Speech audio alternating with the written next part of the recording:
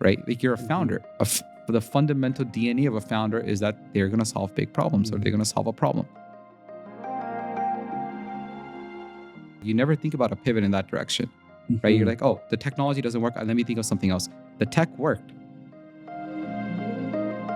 Whether it's life, it's business, it's whatever it is, failure just gives you an opportunity to rethink, get back up, move forward.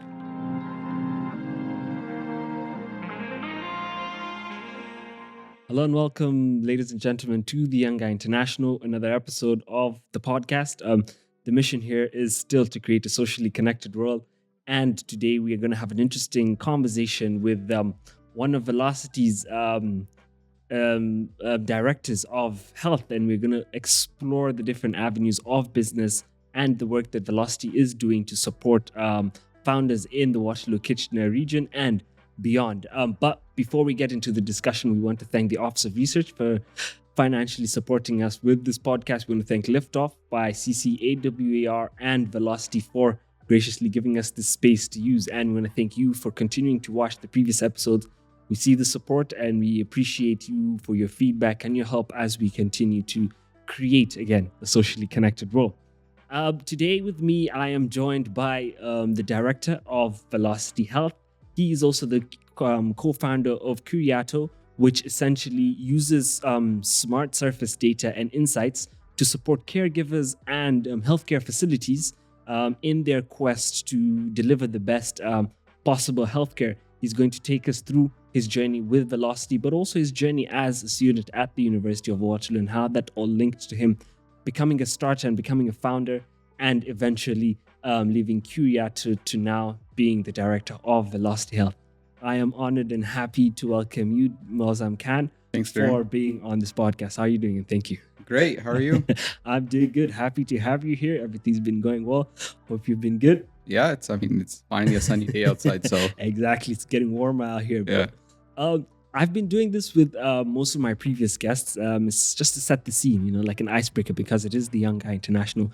What I do is I just ask them what they can teach us from their culture or their heritage about. Maybe it could be a word, it could be a sentence, it could be hello, it could be goodbye. Just something that we can learn from you to set the scene, but also to get to know you a bit more outside of the work that you do. Sure. Culturally, I think the word that really comes to mind is sabr. Sabr. Sabr. It means patience. Patience. Right. So keep working, keep grinding, do your thing, but have patience. Things will work out. If things don't go the way you want them to, there's probably a reason for it. Right. So that's the word sabr. Sabr. I like that. It's deep, especially in this essence of where this conversation might lead to. Yep. And I think it's the best place to start. Patience. Yep.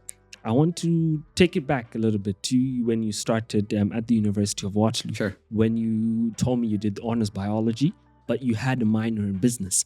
And I want to ask you what that experience was like for you, obviously starting a while ago at a time when there was lots happening in the startup ecosystem, but also in the technology ecosystem. What was that university experience like for you? So Waterloo was interesting, right? So I started my undergrad degree in 2012, right? And at that time on campus, you would be walking around and you saw these big banners saying, solve big problems, big problems, right? So just walking around campus, seeing that has an effect on you as a student. And obviously, when you're a student, you're really curious to when you're studying courses, especially if you're a science student, you're kind of analytical as well in that nature. And what kind of started this journey was, the pathway towards medicine. So do an undergrad degree, do your prerequisite courses, volunteer at a lot of hospitals to give them free work, write your MCATs, and then go towards medical school. I think the journey kind of started as an entrepreneur or kind of interested in health technologies was when I first started working in the hospitals as a volunteer, and I saw all these problems around me. So it was like the Waterloo factor of identifying and solving big problems.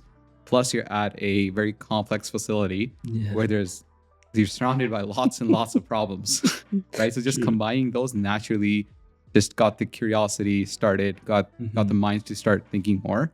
And yeah, so since then it's been one hell of a ride. Mhm. And would you attribute you starting Curiato to the ecosystem that you had at the time, and how these banners saying solve big problems led you to initiate Curiato? Would you say that there was a link or an attribution to that? So it's interesting. So within Waterloo, they have all these two different. Like, I was unaware of this stuff until third year, but they had all these different like pitch competitions and hackathons and innovation challenges and stuff like that, right? So me and my friend Zaid and Matthew, we basically just participated in one, right? And we, there we presented we developed and we presented a portable vein finder. So it's a handheld device that basically uses low infrared light, and you can carry it around, and it helps you detect where a vein is. And we saw this within clinics when they were trying to draw blood. So we presented this. We didn't win the competition. Nothing happened there. But one faculty member from Faculty of Science was like, hey, like, this is amazing. You should participate at this hackathon that I'm doing for MS and Alzheimer's, right? We're like, sure, why not, right? This will look great on the resume when we apply to med schools and all that stuff, right? Because again, you're thinking about a student as a student, right? So we went there, and it was a really interesting hackathon. It was, you had MS, Alzheimer's patients, people suffering from MS and Alzheimer's. You had caregivers, you had their families there as well, and you spent 2 days just interviewing them. And one of the problems that came about was bed sores, pressure injuries, right? And we were kind of unaware that this is actually a massive problem. So we heard about this multiple times during the event. So we went back at night. I still remember we were at E6 or E7, one of those buildings, and we're like, let's start Googling what this is. Let's start figuring this out. Apparently, it's a big problem. Let's find out. And we were kind of astonished that it results in 7 deaths every hour. It's a leading cause for hospitals to lose money in the United States, right? And it's, overall it costs just in the US alone, it's $20 billion. And so we're like, wow, like, we've only heard of like heart related illnesses and stuff like that, right? But this is a problem that wasn't, I guess, talked about so often, right? And that's where we started calling this a silent epidemic, right? Then we started looking at things which were kind of, what are trends? So this is like what I tell everyone is, it's great that you've like, generally being in Waterloo, you'll discover big problems, and your natural inclination would be to I'm going to go develop a solution, right? Right. Just because of the science and engineering at the school itself. But the thing you really want to think about and also see is the timing of the market, right? And we started seeing these two trends, which were really scary, right? You had a rapid increase in the aging population. Basically, by 2030, the aging population in North America was doubling. At the same time, you're going to have a decrease of nursing staff, right? And then, around 80 to 90% of healthcare utilization is by the aging population. But at the same time, you have a reduction in nurses, right? There's not enough nurses, right? Then we saw this other interesting stat was that, because of this one problem that we're going after, hospitals are penalized. It's not that they're not reimbursed in the US, they were actually penalized for being bottom performers, right? So if I went to the hospital, I developed a bed sore there, I would get penalized, right? As a hospital, right?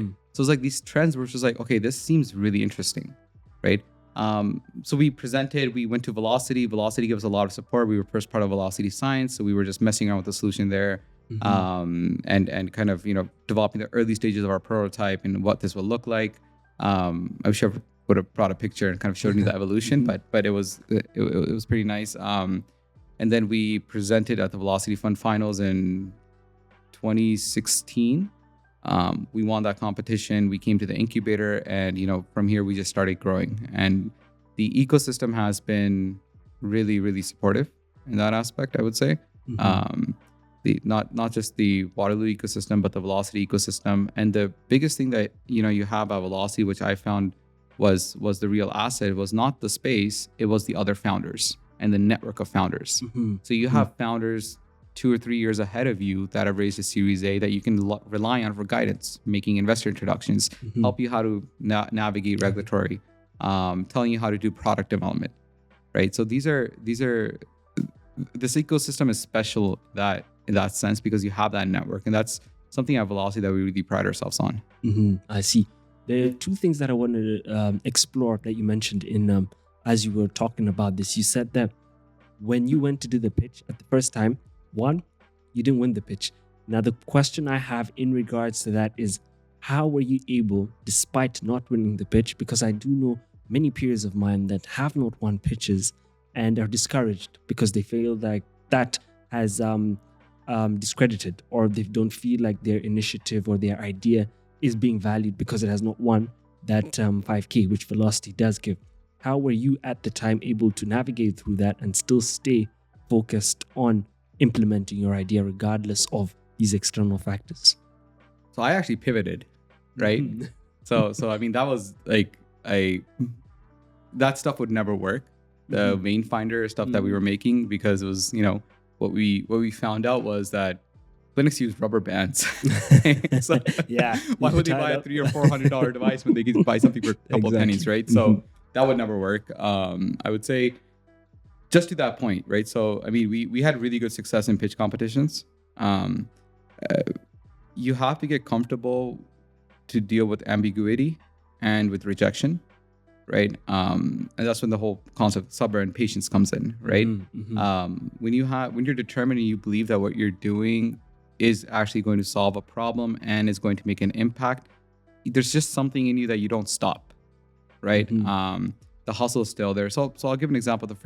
For the first 3 years of at Curiato, me and my founders never took a salary, right? We were surviving off scraps, sometimes literally sleeping in the incubator itself, right? I've heard stories. Just working day and night, getting things done, right?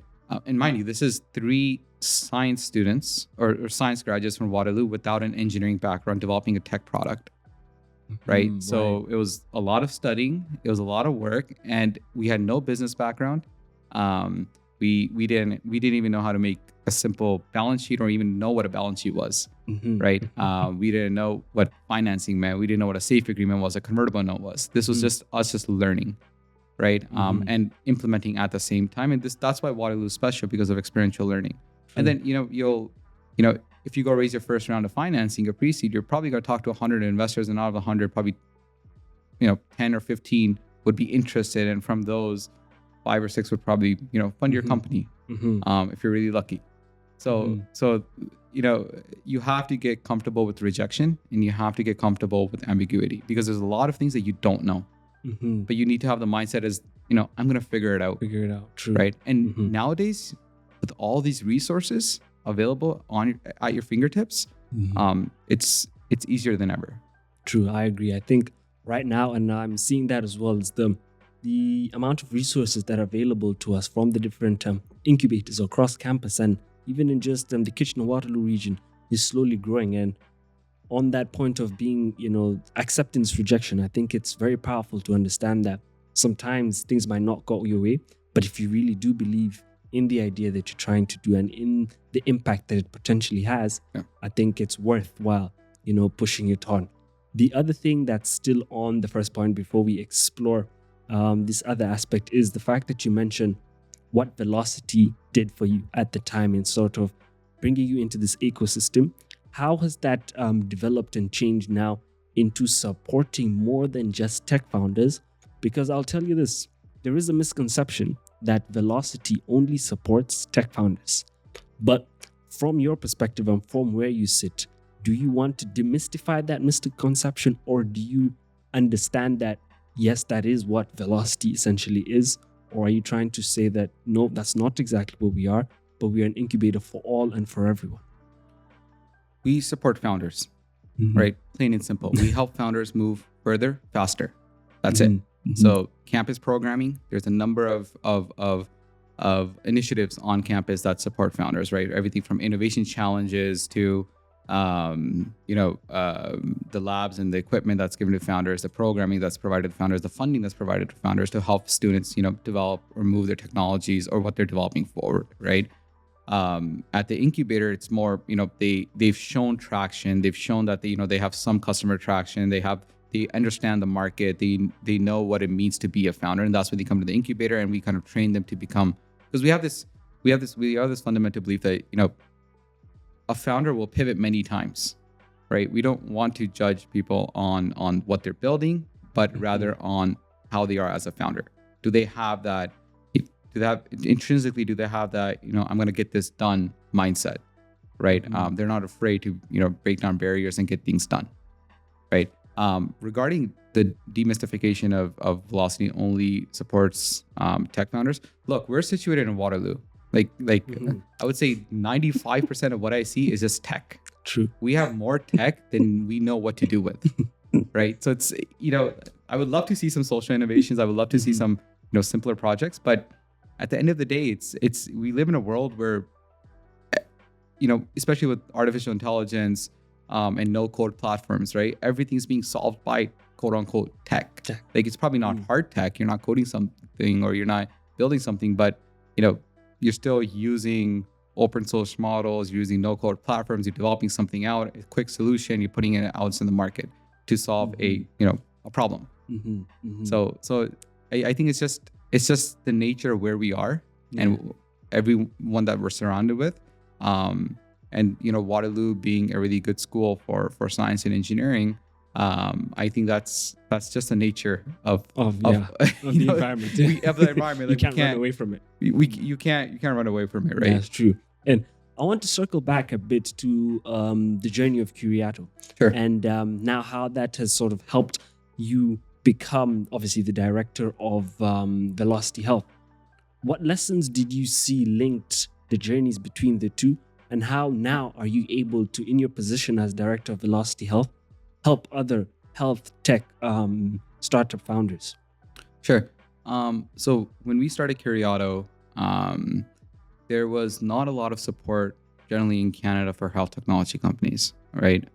It was seen as and it still is seen as a very risky investment, right? There's long sales cycles, regulatory timelines, and you want to take it in this context is it was not just a software or data science platform that we were building, it was also a hardware solution attached with it as well, right? So the whole bed cover, you're processing 1,800, 2,000 sensors every 5 to 6 seconds, and you're taking all that data, you're putting inside the hospital servers, you're collecting information from it. Just to say, like, it was kind of a more enterprise level solution, but it was very difficult to implement, right?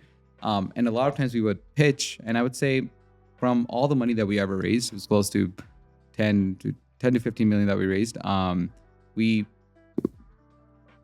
probably $500,000 was from Canada, right? And there's nothing wrong with Canadian investors, but it was because there's this notion of health technology is very risky. So if you're an investor, would you invest in a company that's going to take potentially 5 to 6 years to enter market, has a lot of technical and business and regulatory risk, or would you invest in a simple software solution that's already generating $5,000 a month and they have a skill, right? So that's the way people are looking, because when it comes to deep tech or health, the value is realized later on, right? So the journeys that we went through. So we did everything from concept. We pivoted the product. At least the first 3 years, we were just pivoting, right? Because we would go to a hospital, we would try something out. It's not working. We got to go back to the whiteboard. Right? So I'll give an example. Curiato was we were making a smart bed when we first started. That's how we got into Velocity, making a smart bed. And back then, if you came to Velocity, you would see literally in this room, we used to have 1 or 2 beds here. We used to be testing out on, and then in our workspace as well.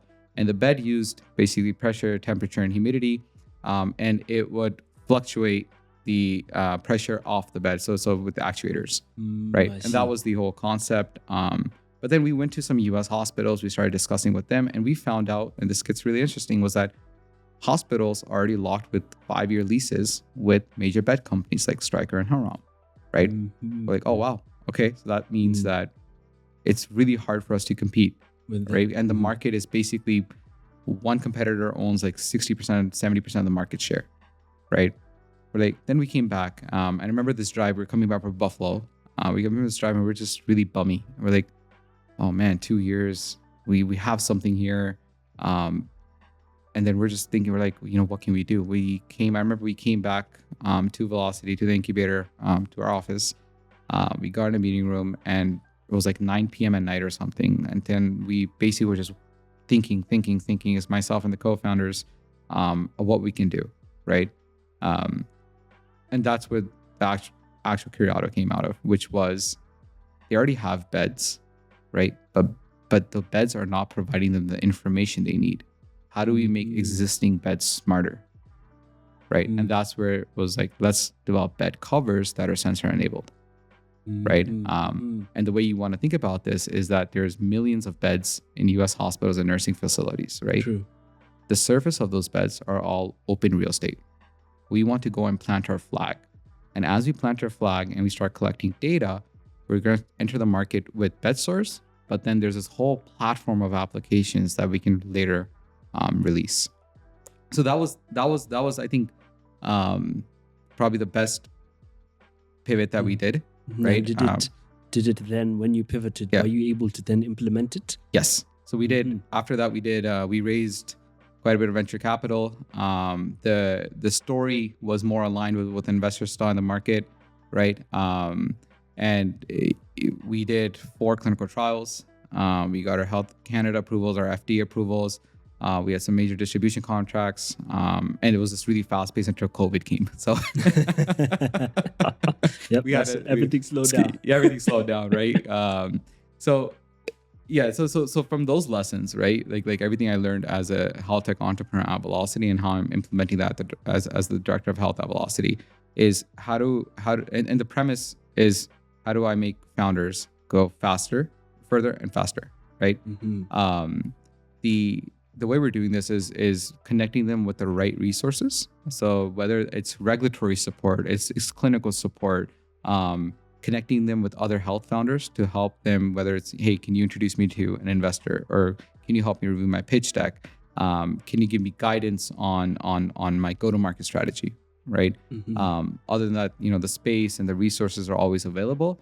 And there's a number of initiatives that we will be launching soon to help founders. So one is going to be a council of around 8 to 10 hospital executives that will meet with early stage founders early on, because these are lessons that if while they're doing product development, if they can understand the business model, it can help them transform the product during the MVP stage or the prototyping stage, right? Because that's what happened with us, right? We understood that there's a fundamental flaw in our product because the business model wouldn't work. So we had to go back to the drawing board and figure that out. And that's really interesting. It's like you never think about a pivot in that direction, right? You're like, oh, the technology doesn't work. Let me think of something else. The tech worked.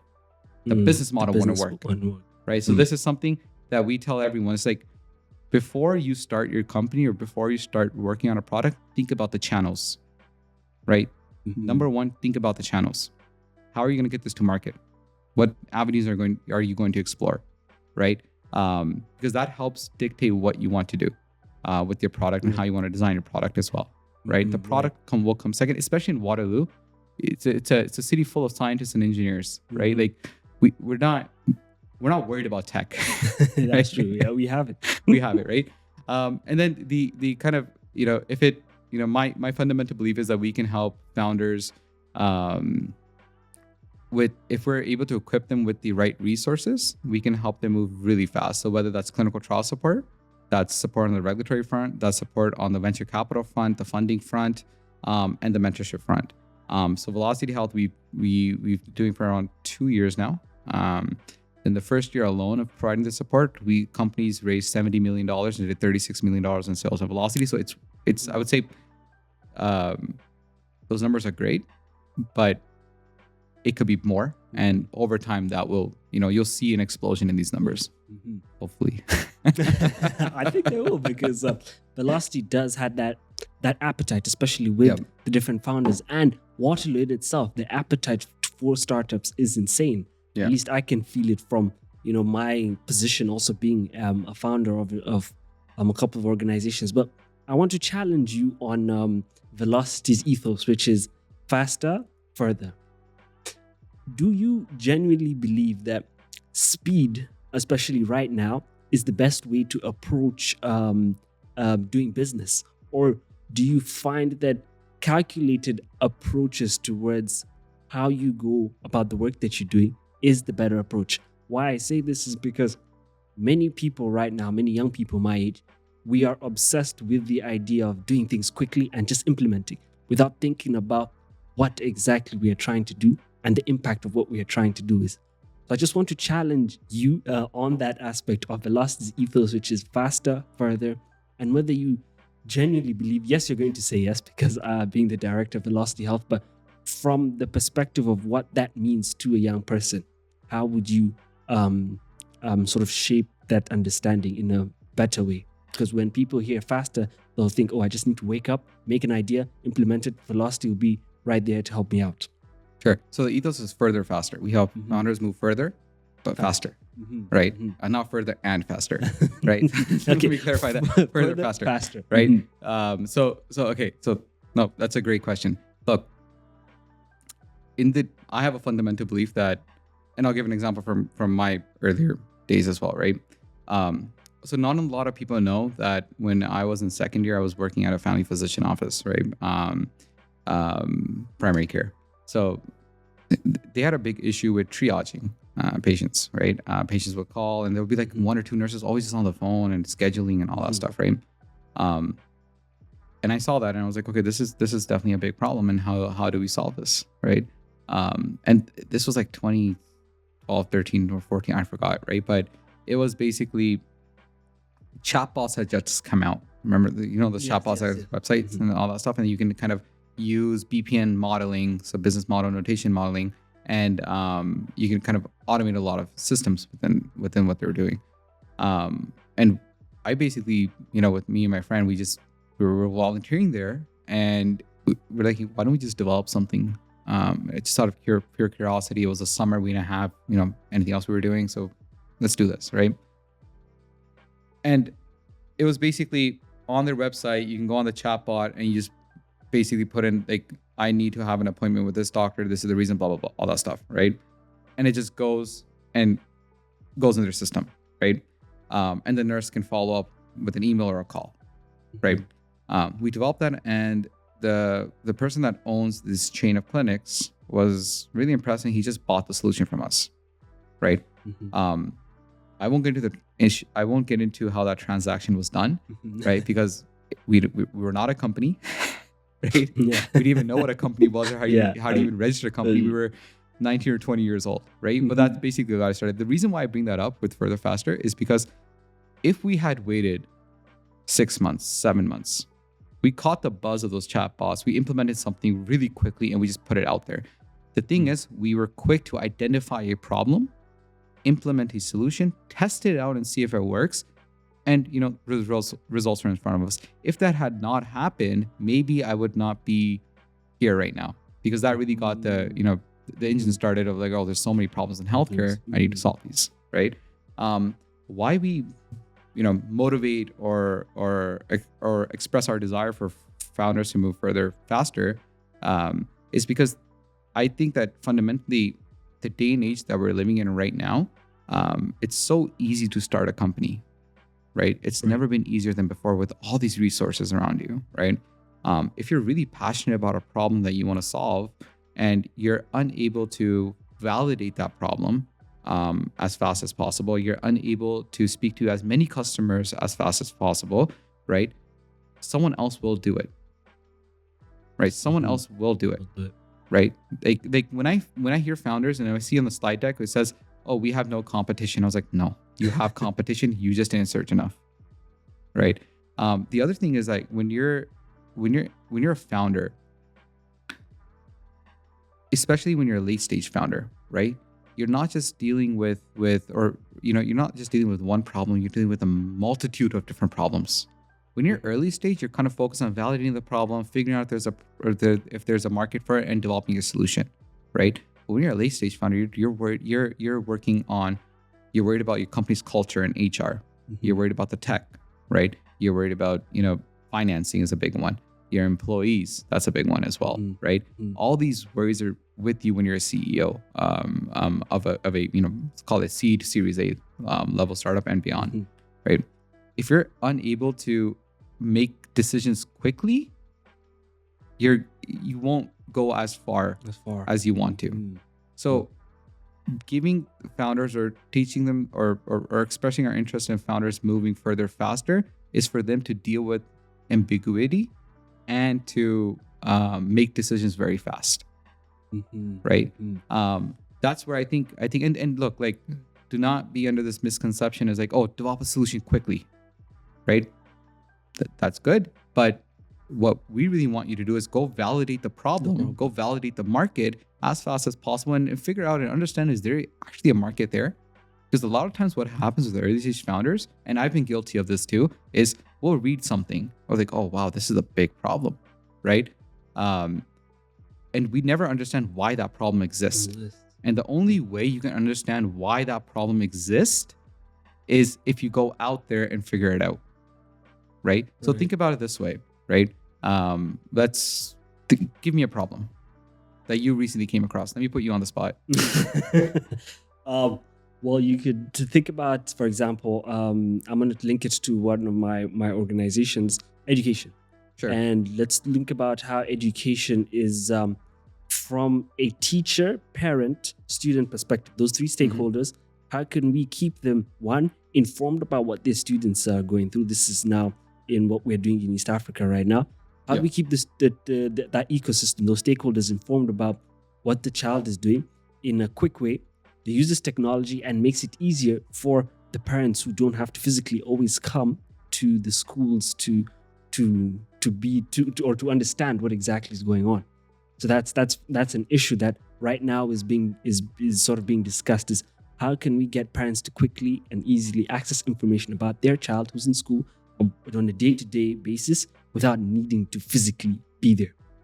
That's something that got it. We are trying to So you're develop right basically now. providing parents with information of how well their children are performing in school. Yeah. Right. Through a simple software platform or something like that. Right. Cool. You told me the solution, but why is that a problem? The reason it's a problem is, one, if the parents don't have access or information about what the student is or what their child is being involved in, it makes it hard for them to, one, be involved in whatever is going on, but also to understand what exactly the issue is with their child's performance, for example, is if they don't understand what or why their child is going through the way they're going. The other reason it's a problem is because, one, the teachers that are supposed to be responsible for taking care of the child don't have this direct link to the parents who are taking care of the child at home. So all the stakeholders that are meant to be involved in taking or uplifting the child to get to the next level of their education are sort of distant. And as a result, you have a child that, one, maybe not performing at the level that they should be performing. And because of that, they sort of slow down or degrade in their performance. So creating this flow of information, one, but helps be a flow of information for the parents, but for the teachers, a system that helps them understand better ways effectively to help manage the children is the solution to that problem that I had mentioned. Got it. And did you figure out, so this is like your step one, so you've identified the problem. Then I would ask you basically, and I'm not going to go into the detail because No I know problem. you have to continue, but the second question is, how big is this problem and why does this problem exist? Because before I would tell you to move on to the solution, I want you to go there and figure out why this problem exists, because that will help you with your product development, right? So there could be a multitude of reasons why this problem exists. Once you have, like, this is at least my framework. Once you know why that problem exists, then go figure out what are some existing solutions on the market right now that are trying to solve that problem. Because if the problem's so big, right, and there's solutions there, there's something wrong with those solutions that people are not using those solutions for, right? And that's basically going to be the niche that you're going to enter into. Right? True. That's the way I basically think about whenever I look at a problem. That's the framework that I personally use. But yeah, no, what you're doing is fantastic, man. That's, kudos to you. We haven't yet officially done anything with it. It's still a concept, and the reason as to why I asked the further faster concept is because right now we are in that stage of, we have this idea, we know it needs to be implemented, but now it's about getting into that space with what we have done so far and implementing it, because we do see the niche, we do see the need for it. It's just now implementing it. So there's you see the need for it, Yes. right? You have an idea that there's something going on there. You know, probably the I've personal experience. You've probably seen some stuff there as well. spoken to the schools, spoken to the schools, the parents. boards, the ministry, all this stuff. I would say go first, figure out, write down like 4 or 5 different business models, right? And go see what those business models would be, right? Go figure out how you're going to make money off this, right? Because you're not doing this for fun. It's not a passion project. You're an entrepreneur. You're eventually going to have stakeholders you're answerable to. You have shareholders, and you want to make this into a profitable business, but obviously the one that creates an impact. Exactly. Right. So that's the first thing I would tell you to go do, is to go figure out what your business model is. Right. Can you develop, or can you put together a very rough MVP to go test out first before you go full scale towards like, I'm going to spend all my resources on developing a product? That's other thing you would do. This is obviously, these things come after you've figured out like the first framework I just explained, right? These are things that would come afterwards. Now, to your original question, further, faster, right? Here's why I say that, because as you're moving fast, you get the opportunity of making pivots, right? Now, people have this misconception of pivot is like, I'm just going to change the whole thing, turn the business around, all that stuff. No, pivot could be something very simple as well, right? So these are pivots. Oh, I'm not going to sell to the ministry. I'm going to sell to the customer. So I'm going to kind of tweak my product so it's more customer facing or consumer facing rather than government facing. That's a pivot, right? Right. So when you're moving at the pace of lightning and going really fast, it's you have the opportunity of making those pivots very early on. And don't get me wrong, we made pivots to the last date, right? So like we make pivots all the time. Even in my current role, I make pivots all the time, right? There's nothing wrong with pivots, right? So there's this misconception that, I don't want to pivot or I don't want to move. It's like, why not? Right? Like, you're a founder. The fundamental DNA of a founder is that they're going to solve big problems, or they're going to solve a problem. Right? So what is like my when I was growing up, my father used to tell me, he's like, he used to ask me what a business is, right? And I would give him all these answers, right? And it was just stay quiet, and he'll tell me, he's like, business is something very simple. It's detecting a need and fulfilling it. And that's what a founder is. That's what a founder is. They detect a need, they fulfill it. That's it gets really complicated, but at the very simplest level. Once you understand that, identify the need, find a solution for it, then that's a start. And I agree with you on the aspect of when you are moving, you will eventually pivot, because that's in the DNA of a founder. And it goes to show that for those people who might be afraid to start, or because they don't think the idea they have at that beginning might not be able to solve the big issue that they want to solve, if you start and move at the pace that you believe you can move, when you're pivoting and when you're going through that journey, you'll be able to now understand, okay, maybe I need to change this, because now you're going through the process. You're learning things through the process. And I think that's something that, at least for me, I've been able to experience, is that what we started to do in the beginning is different from what we're doing now. But the impact we want to make is still the same. What the problem we want to solve is still the same. But because of the lessons we are learning along this journey, we are slowly pivoting. So I do want to commend Velocity for doing that and helping founders identify that and help them pivot through the different initiatives that they might have started. So I would say this, on the health side, there's and actually generally Velocity, right? Velocity works with a number, I think like 170 something campus teams, and we have a number of companies, close to 70 or 100 or so companies with supported by the incubator. And then if you look at the alumni network, it's like 500 something or companies that Velocity has supported, right? When you look at all those companies, no one is doing what they started off with. I would say majority of them, at least on the healthcare side. Like right now in my portfolio, there's 60 or so companies I directly work with, right? Everyone from super early stage concept idea to people that are raising Series A and Series B funding right now, right? The ones that are later stage are kind of moved on. It was never what they intended to do.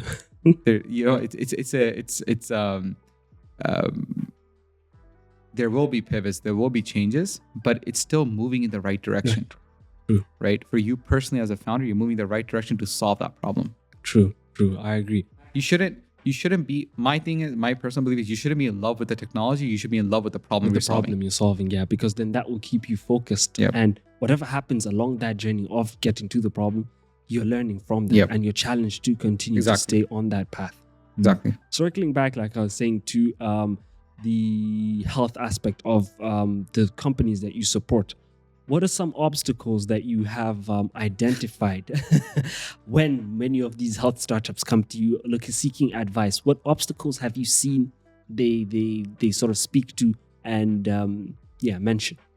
So when I'm working with company at the stage I'm working with companies, they've already kind of validated there's a market. They've spoken to a number of stakeholders, right? Mhm. So whether it's nurses, physicians, patients, doctors, IT staff, right? Then that's something, the credit goes to the Velocity campus team. So, John, Eric, Krista at Velocity that are on campus that are really pushing these founders to get that validation done before they graduate, they come to the incubator, right? The biggest obstacle right now, in my personal belief, is getting the tech validation done, right? And let me dive into that for a second, right? Now, if you're a medical device company or if you're a medical device company that's class 2, right? You're non-invasive, so it's nothing that's going inside the body. You're a class 2 medical device. There's some clinical trials and clinical work that you have to do. Clinical trials are expensive, right? They're time consuming, they're expensive. So think about it. You have to go get a hospital interested. You have to get a principal investigator. You have to go through research ethics board, right? Then you have to go after grant funding because you only have an MVP of something, right? And you're unable to get funding because we live in a risk averse investment environment. And generally right now interest rates are really high as well. There's not a lot of money flowing, right? So let's say you get the grant funding, right? You get the grant funding, and now you have to find a hospital partner and go through research active boards, all that stuff. This can take months, right? What we've built with the Velocity Health platform, where we continue to build with the Velocity Health platform, is how can we reduce this to a couple of months rather than founder waiting for a year and a half, right? Because every month you're spending, that's burn rate. You're burning money, right? The other thing here is look, like investors at the early stage are looking for de-risking, right? So the business has been de-risked. So let me give an example in the health context. I have 20 LOIs from hospitals saying that if this works, we will buy this. That's de-risking of the business. But what's the de-risking of, or the de-risking of regulatory is like, I have a regulatory consultant wrote me a letter saying that, yeah, this is the simple pathway. This is what they have to do. They'll get their FDA classification or their Health Canada approvals, right? That's business, that's regulatory. The third risk here is technology. Now, if I've developed a new kind of ECG monitor, right? And I've spoken to cardiologists at hospitals, I've spoken to the hospitals, and they're like, they sign an LOI or whatever, right? And saying that we would buy this, shown interest, right? And this is, again, pre-seed company that's not raised a single dime in funding right now. And they're looking for investors to fund the company. I worked with a regulatory agent. They basically told me this is a pathway to market, right? The third thing is funding, right? If I go to an angel or a VC, their first question is, or what they would intrinsically think, and it's natural. I would think the same thing, is this is too risky of a product, right? You've only done lab tests on these or whatever. You've never actually tried this. Right. So then the founder thinks, as a health tech founder, you're like, well, that's why I'm here, so I can raise money from you and do a clinical trial or a clinical pilot, right? So that's kind of like the paradigm that we're living in right now. Is early stage founders are going to investors to raise money, right? Investors think that tech is too risky, but there's no kind of central platform right now which helps founders validate their technology as fast as possible. So at that stage, you're not looking for an environment that's gonna no one's expecting you to do 1,000 patients or 2,000 patients. Try it out on 20 patients or 20 participants or 25, 30 participants.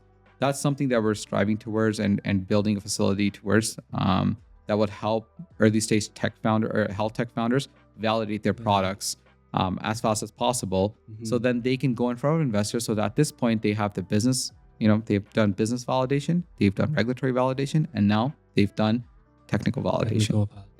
Right. Right. That makes sense. So all you want to show at that stage is the tech works, right?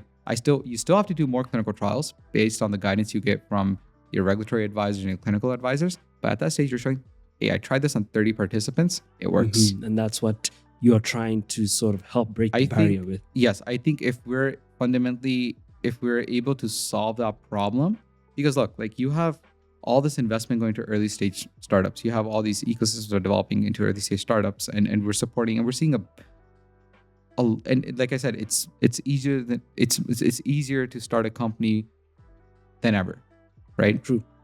We need to focus on business validation environments as ecosystems to help these businesses move to the next step. They're able to validate their business, they're able to validate their technology, right? If we focus on those environments, and that's something that we're doing at the innovation arena and with Velocity itself, is focusing on those environments which help founders validate their companies as fast as possible so they can move to the next step. Because you're going to have all these companies. The last thing you want is a graveyard of early stage companies. Exactly. Right? Yeah. If you want to bolster Canada's reputation on a global stage, if you want to make Canada globally competitive, we need to start investing in these validation environments which help companies scale, grow faster. And how do you as Velocity Health measure or define success for your startups in terms of one, the way you look at it from a financial support and financial input, but also in terms of your mentorship and how you guide these different startups? How do you ideally define success? One obviously would be saying that they raise X amount after they've started, but from an impact perspective, I want to understand how Velocity looks at success for these startups and what you measure it by. Honestly, I imagine a day I'm walking, through hospitals or healthcare facilities, and I see, and I can identify, like, I saw these founders 10 years ago working on this. This is one of our companies. This is one of our companies. I think we're successful if we see that, right? The number of patients they're able to treat, if they're with their solutions, they're able to help healthcare staff as well, right? It's kind of early right now. Like I mentioned, health technologies take time to hit market, right? So it's kind of early right now. But what I see as success is and I've been told this was a couple of the unregulated software products in health or digital health ones that are already hospitals are using, clinics are using. I feel really happy because it's like this founder discovered this problem like a year and a half ago, and this is already on market. This is amazing, right? It's great that you measure or you have the metrics around, like we companies that raised X amount, done this much in sales and all that stuff. But the real value is like when you actually see the products being commercialized or the number of products that are already actually in the market itself, right? How we see success, I think that's external, but like how personally I would see success is whether a founder fails at this first attempt, second attempt, third attempt, that person's still a founder, right? Because our goal is towards founder development. Like I mentioned before, our fundamental belief is great founders build great companies. So if that founder is at Velocity, and not just Velocity Health, but Velocity in general, right? That founder's at Velocity. They started 3 companies, none of them worked out. They go somewhere else in the world. They develop the next unicorn, right? We feel really special about them because that was a Velocity founder, right? And we encourage them to pivot.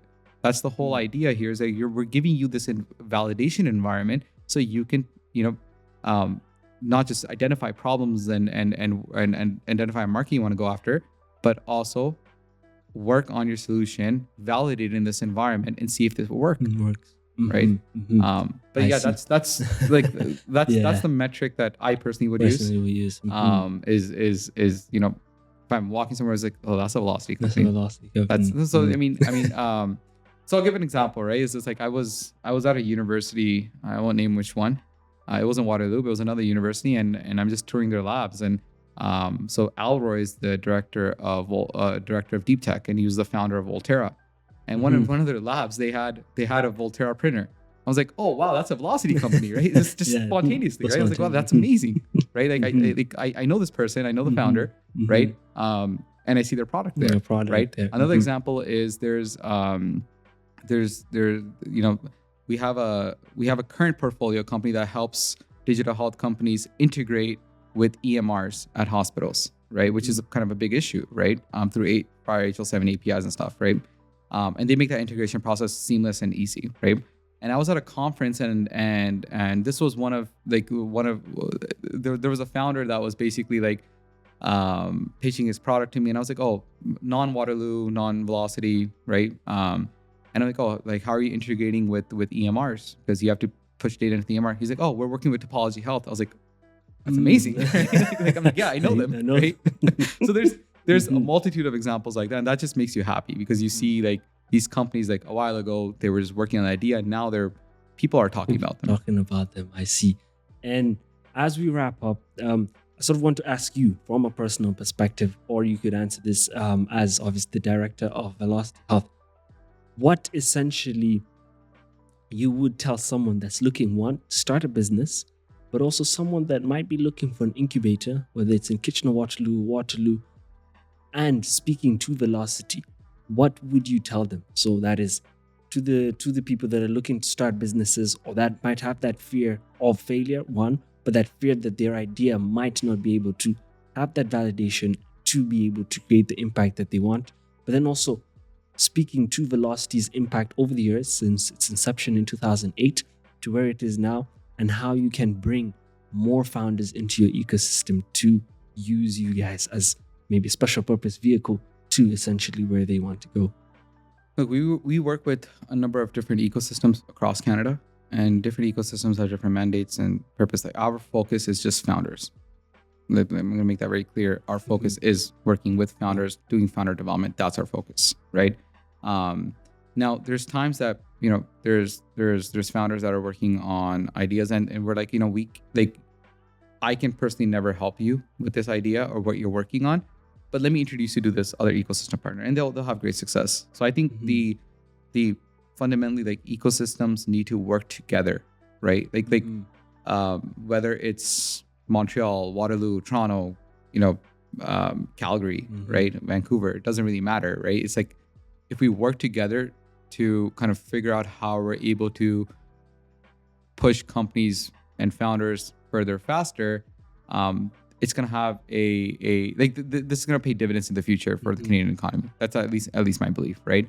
And I know you asked a number of questions, but I think that was the first part. The second one was speaking to someone that's looking to start a business. Sure. Advice for them in terms of overcoming this fear of failure, but also overcoming this fear of that my idea might not create the level of impact that I wanted to create. And therefore, I'll rather sit back and let it play out. You have all the support around you, right? You shouldn't be scared of failure, right? You shouldn't be you shouldn't be scared of failure. Failure provides you an opportunity to rethink what happens and move forward. Plain and simple. Right? Whether it's life, it's business, it's whatever it is, failure just gives you an opportunity to rethink, get back up, move forward. Right? So, like, you shouldn't be scared of failure. You fail as an entrepreneur once, twice, you know, go get a job. That's what the rest of the 95% of people are doing. Right? and then you don't like the job, go back, you know, get your economic, you're fine. Go start your next company, right? That feels go back to the job. Like, there's so many jobs. It's not a big issue, right? But you shouldn't be scared of failure. Now, regarding if you're not satisfied with the impact that you as a founder are making towards the problem that you are trying to solve, right? Reassess why. Right? Did you actually go through that framework? Did you actually understand the problem in the depth that you think you did? Right? If you're already in the market, you're kind of unsatisfied with how the product is moving, or if you're actually trying to create that impact or not, speak with your customers. See, I get really frustrated when I hear these things, because it's like, are you speaking to the customers? Are you speaking to the end users of what you're developing or the problem that you're trying to solve? Right? Whose pain points are you trying to solve? How much are you talking to them? You should be in constant communication. So I'll give an example. When we were developing the UI or the user interface for our software, we were in constant communication with nurses. They weren't paying for it, but they were going to be the users. We were in constant communication for it, right? When we were developing the product itself, we were in constant communication with patients that would potentially be using this, the nursing staff, right? Physicians, not so much, because it's not a physician-oriented product, right? To the point that in one of our trials, we were working with the environmental staff. And that's interesting. You know why? Because environmental staff at the hospital was responsible for cleaning. So we had to figure out the easiest way for them to clean the bed cover. So you're constantly working with them, understanding their needs and implementing them, right? So I don't think, I still believe that if you're running into issues, you're not speaking with your customer. You're probably not solving the problem you intended to solve in the first place. True. I think this has been a very fruitful discussion in terms of one, the lessons that we have learned from you, from the business aspect of things, founder perspective, but also in your position as director of Velocity Health, and how incubators like Velocity have supported founders, essentially, because I was always looking at it as you're supporting businesses, but you're supporting founders. And that perspective is great, because then all these different individuals that have ideas and that have that spirit. Actually, in fact, before we go, I did want to ask you, do you believe that the spirit of a founder never leaves them, regardless of whatever position? Because you said, if it doesn't work, go find a job. But even in that job, the spirit doesn't always... Take my example. Like I was a founder, or like this is the first paid, working at Waterloo is the first job I've had. Before that, I was just a founder. Right? It's a quote unquote job, right? But the spirit, the way, so I would say the management team at Velocity and many of the Velocity staff were founders before. They're very entrepreneurial in their approach, right? And the way we're able to think of ideas, the way we're able to validate that this is a problem. So like the clinical trials aspect I told you, the way I kind of explained that to you is like, that's a very founder approach, right? Same thing with everything that we do at Velocity, or the initiatives we launch is founders first. And it's coming from founders that have been through those experiences before. So that founder ethos never leaves you. There's this weird bug when you see a problem happening. It's just like, I need to solve it. I need to do something. Let's start thinking. Right? Let's grab a whiteboard. Let's start thinking. Let's think of different solutions. Let's validate if this is an actual problem, or is this a problem? It's not even worth our time. Right? So that bug never leaves you as a founder. And if you're a student at Waterloo or any other university, highly, highly, highly encourage you to explore entrepreneurship. It's whether you decide not to go down that route and become, everyone has their own personal reasons, but if you decide not to go down that route, it's the best form of education that I can personally attest to. It transformed my life. It transformed so many people's lives that I know. It's the best form of experiential learning that I can think of is entrepreneurship. You're learning. Think about it. You're a biology student. You start a company. You're doing education. Like, you're not going to be working on the product 24/7. Like, you're speaking with customers, so you're learning communication, right? You're speaking with you're working on funding, so you're learning finance, venture capital finance. You're going to be hiring your first employee, so you're learning how how to do payroll, how to hire, how to build a culture. You're working on products. You'll learn everything from, even if it's a higher level, you'll learn everything from UI, UX to, how to deploy the product. Do I need this data on the cloud? All that stuff, right? This is just the tip of the iceberg. Imagine so many more things you learn, right? Then you'll get your first, lawsuit. So you're, so at that point, it's a joke that one of my mentors told me, is that you're not a real company until you get sued. So I mean, hopefully it doesn't happen to us. But it's a joke, right? So it's like, now deal with the legal issues. You'll file your first patent, so you learn IP strategy. Now, these are things that you'll learn in a span of a year and a half. Tell me any other form of education that teaches you this. I challenge you. You can't. It's rare. It's rare. And you're doing it on something that you love. So it's actually pushing you out of the bed in the morning, rather than going to to self-educate at the end of the day.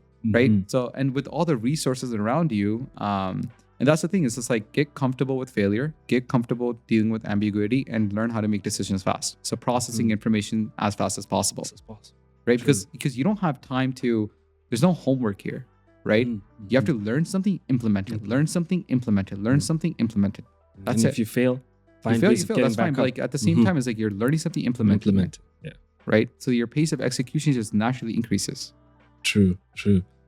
Like I said, it has been a fruitful discussion with lots of, I think, lessons learned about entrepreneurship, founders, and how, I think the greatest lesson, one of the great things that I've taken away from this is that, in as much as we might have a multiplicity of ideas and so many issues and problems to solve, focusing on that one issue and finding ways of implementing it. One, through the research, because you have to build your MVP and you have to have something to prove, and make sure that you understand the issue you're trying to solve. Makes it easier to implement the ideas to solve the problem that you want to do. And I think for me, that is the theme of this conversation that I've taken away. And for those of you watching or those of you listening, I hope that from my conversation with Moazam, you have taken away lots of lessons that you can implement in your own personal life. And I do agree with him on the aspect of getting into entrepreneurship in one way or the other, because the lessons you learn from it are far more impactful than some of the other lessons that you would not have learned, because it takes you out of your comfort zone, implements, and puts you in a place where you have to push yourself to understand how to run the thing that you're so passionate about running. And that then gives you different characteristics, different traits that you can implement in your life. I want to thank you, Moazam, for being on the podcast today. Thank you, Darren. It's been an honor. I've learned a lot. No, it's look, I'm here at Velocity. Anyone wants to reach out, talk about entrepreneurship, discuss their ideas, we're more than happy. We do this all the time. So reach out to, go on velocityincubator.com, reach out to anyone if you want to discuss your idea. Applications are also opened. Apply. If you're a student at Waterloo, go speak with John, Krista, or Eric about your idea. Get involved. And I'm telling you, this will be the best decision of your life. I agree. They've definitely helped us at the Young Guy Initiative a whole ton with understanding our idea, implementing our idea. And as you can see, one of the strands of the initiative, the Young Guy International Podcast, here presenting itself through support from Velocity. And so I want to thank Velocity again for the support. I want to thank you for watching and listening to the podcast. Until next time, thank you, take care, and goodbye.